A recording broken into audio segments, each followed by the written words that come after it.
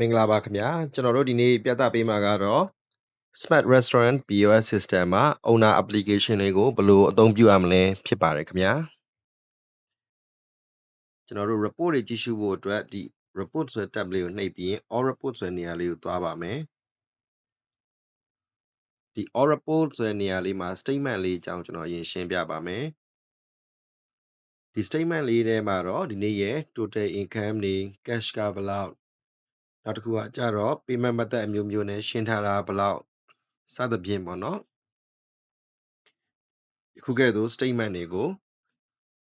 ရှင်းလင်းပြသပေးထားမှာပဲဖြစ်ပါတယ်ဒီနေရာမှာကျွန်တော်တို့ကြည့်လို့ရတာလေးက return နဲ့ discount နေရာလေးတွေပဲဖြစ်ပါတယ်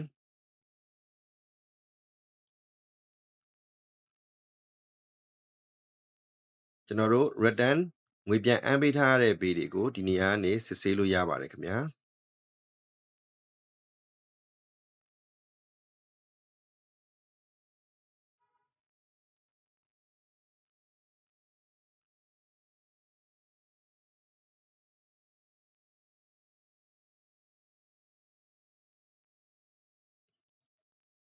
collect ဆိုတဲ့ report လေးကတော့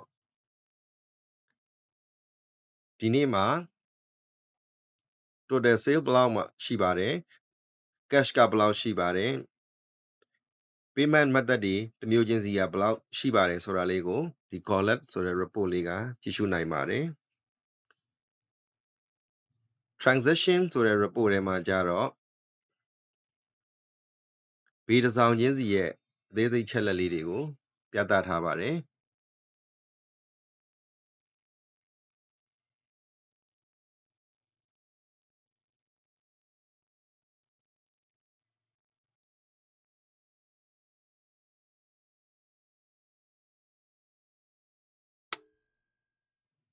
ဒီနေရာမှာ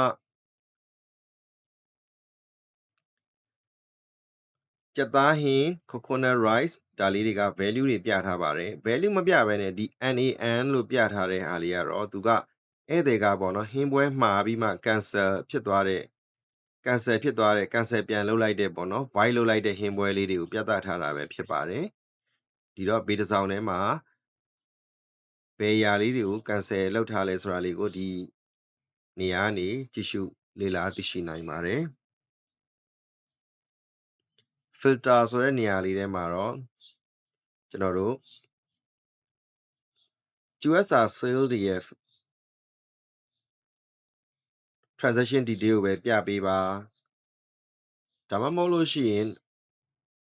open table ဖွင့်လှစ်ရောင်းချတဲ့ transaction detail တွေပဲပြပေးပါစသဖြင့် filter လုပ်နိုင်ပါတယ်နောက်ပြီးတော့ကျွန်တော်တို့ transaction type တွေပေါ့နော်ဒီထဲမှာကျွန်တော်တို့ကဘယ် voucher တွေကို return လုပ်ထားလဲ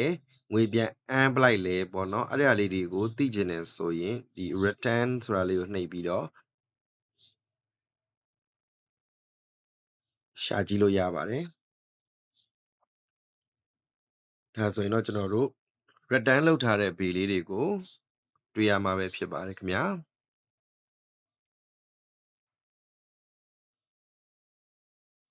sale rank မှာတော့ကျွန်တော်တို့ဆိုင်မှာရောင်းချထားတဲ့ဟင်းပွဲတွေရဲ့အရေအတွက်တွေကိုမြင်နိုင်မှာပဲဖြစ်ပါတယ်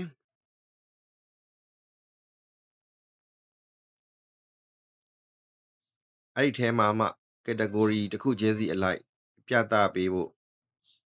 filter လုပ်ပြီးရှာနိုင်ပါသေးတယ်ခင်ဗျာ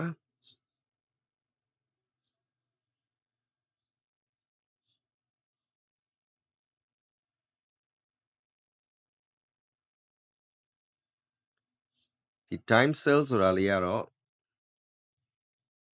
လူကြီးမင်းတို့ရဲ့ဆိုင်ရောင်းအားကိုအချိန်နဲ့တပြေးညီအခုကဲ့သို့ graph လေးနဲ့ပြသပေးမှာပဲဖြစ်ပါတယ်ဘယ်အချိန်တွေမှာလူပိုဝင်ပြီးတော့ရောင်းအားပိုကောင်းတယ်ဆိုတာလေးကိုဒီ time sale လေးကနေကြည့်ရှုနိုင်ပါတယ် analysis ကတော့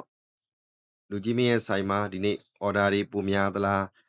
မှာယူမှုတွေပိုများသလား average ဖြုံးအားတွေ စားတောက်အားတွေပိုများသလားဆိုတာလေးကိုဒီ analysis ကနေကြည့်ရှုနိုင်တာပဲဖြစ်ပါတယ်ခင်ဗျာ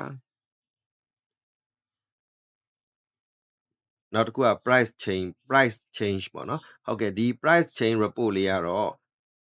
အခုဒီသတ်မှတ်ထားတဲ့ကိုရွေးချယ်ထားတဲ့ဒီရက်အတွင်းမှာပေါ့နော်ဟင်းပွဲတွေကိုဥပမာ1000သတ်မှတ်ထားတဲ့ဟင်းပွဲကို900နဲ့ရှော့ရောင်းပေးလိုက်တာပဲဖြစ်ဖြစ်ဒါမှမဟုတ် discount ပေးလိုက်တဲ့ဘေးတွေကိုပဲဖြစ်ဖြစ်တန်မိုးလေးတွေကိုသူတို့ပြသပေးထားပါတယ်အဲဆို31ရက်နေ့မှာကျွန်တော်တို့ price change ထားတဲ့ amount လေးတွေဘေးလေးတွေဒီနေရာကနေကြည့်လို့ရပါတယ်ထို့နည်းတူစွာပဲရက်လိုက်လေးတွေဒီကနေကြည့်ရှုပြီးတော့ဒီ POS ဆက်မှာပြန်လည်ရှာဖွေလို့ရနိုင်တာပဲဖြစ်ပါတယ်ခင်ဗျာ